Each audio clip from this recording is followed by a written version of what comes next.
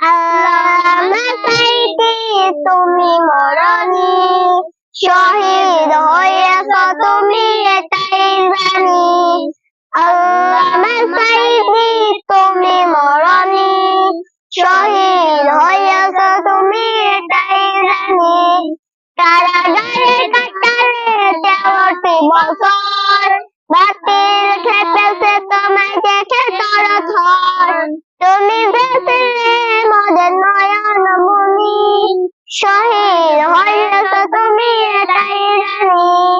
আল্লামা সাইদি তুমি মরণি, শহীদ হয়েছ তুমি এটাই জানি।